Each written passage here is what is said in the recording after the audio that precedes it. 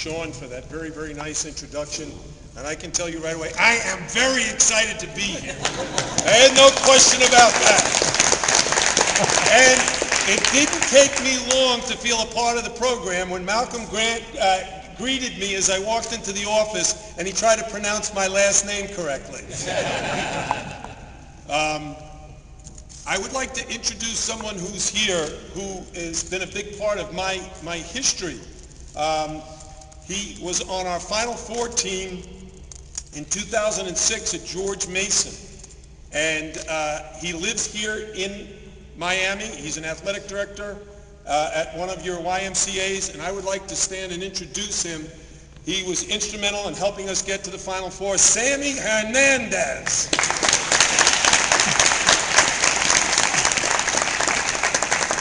Very, very happy to see you, Sammy.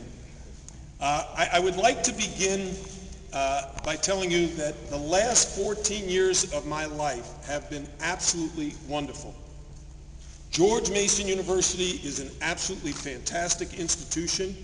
Fairfax and the greater Washington, D.C. area is an absolutely incredible place to live. My wife and I have loved it from the day we arrived.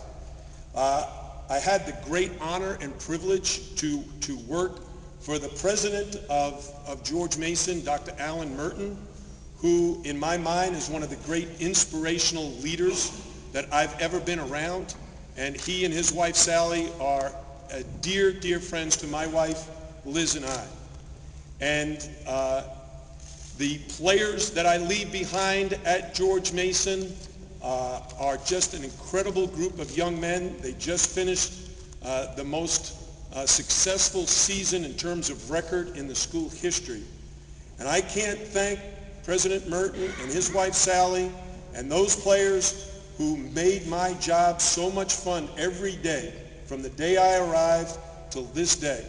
And I told those players today that when we met in Fairfax in our locker room that I was going to become the head coach of the the University of Miami basketball program. Every one of them hugged me and wished me well. And I do the same for them. They are players who dedicated themselves. They are a part of my family and will continue to be. But this opportunity is very, very special for me. I have a certain set of core beliefs, and the easiest way I can share them with you this evening is to quote the great Chinese philosopher Confucius, who once said, "Choose a job you love, and you will never have to work a day in your life." And that's what I did. I love coaching. I love getting up every day and working with the players to try to help them be the best that they can be.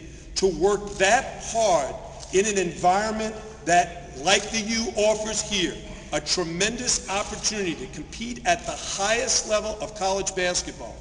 The ACC, in my mind, since the day I arrived at the University of Virginia back in 1979, is the best basketball league in the country. And it is our opportunity now as coaches and players and as a community to get behind the program and to do something very, very special. It's going to take a lot of work.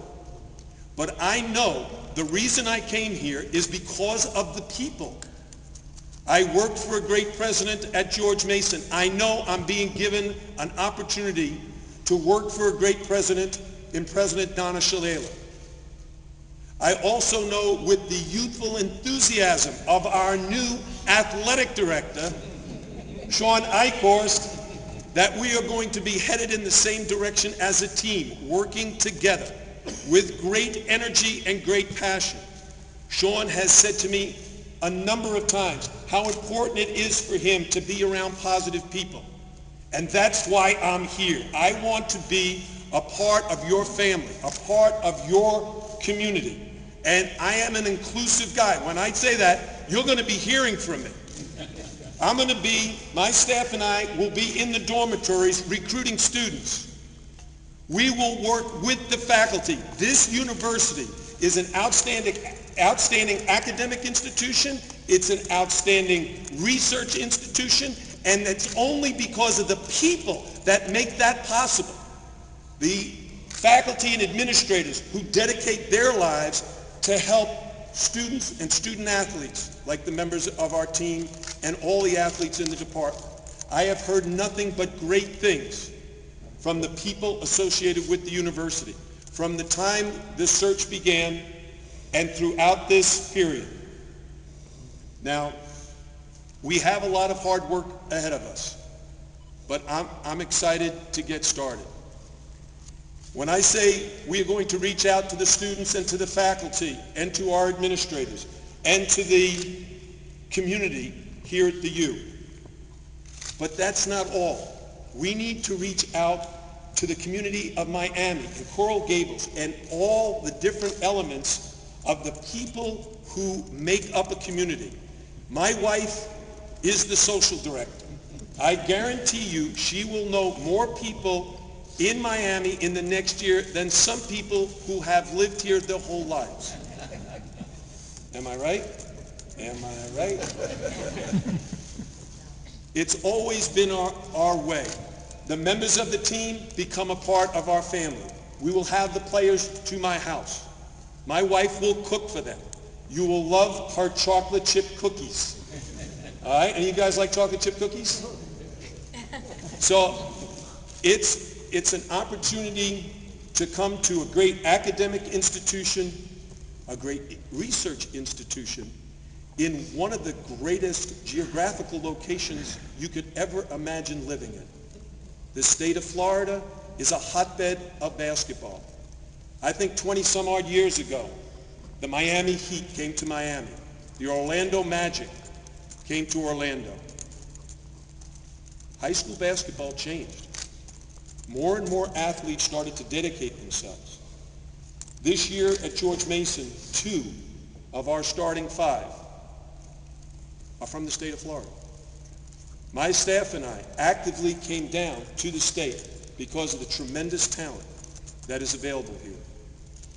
We will actively pursue local players, in-state players, to try to build our program with a very, very strong foundation of local products. I made that statement in 1997 at George Mason. In 2006, when we went to the Final Four, 8 of our players lived within an hour and a half of the campus. All 5 of our starters did.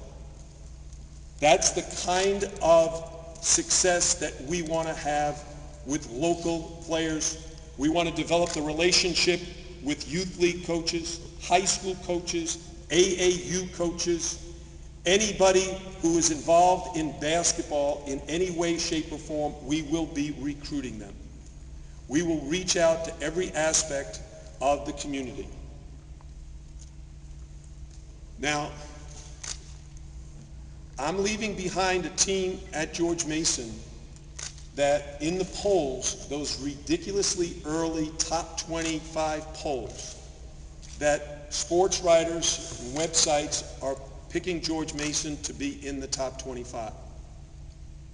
I would not have left that caliber of team if we did not feel that we had that caliber of talent already here at the U. That we had the capability of challenging the very best teams, not only in the ACC, but the entire country. The ACC is going through a transition period right now. There are a number of new coaches coming into the league. There are a number of new coaches who only have been in the league for 1 or maybe 2 years. Our challenge is going to build a program, not a team, but a program that can sustain success over an extended period of time so that everyone in this community is going to be dying to get a ticket and a seat to watch us play. Now, you may say, that ain't happening here. I've heard all that stuff before. I heard it at Bowling Green and I heard it at George Mason.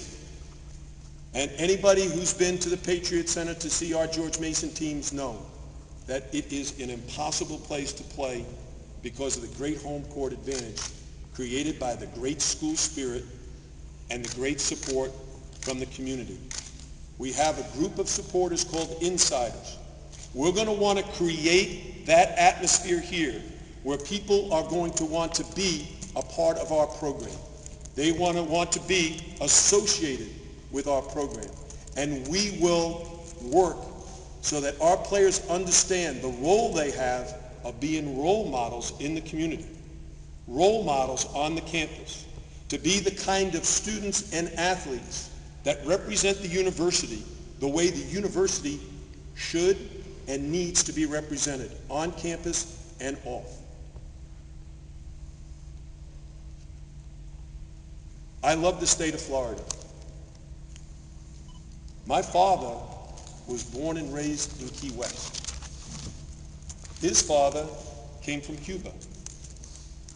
My father left Key West, Florida as a young adult and moved to New York City, where he raised his family, 6 children. I can tell you simply this. I pronounce my name Jim Larranaga, but my grandfather pronounced his name Larranaga. I'm very proud of my heritage, very proud of having grown up during the summers, spending time in Kissimmee and Key West and throughout the state of Florida, because that's where my father vacationed every year. He'd take us back to his home. And now I feel I'm back home at the University of Miami, going to put together a fantastic Hurricane team, and I hope you all will be a part of that. Thank you.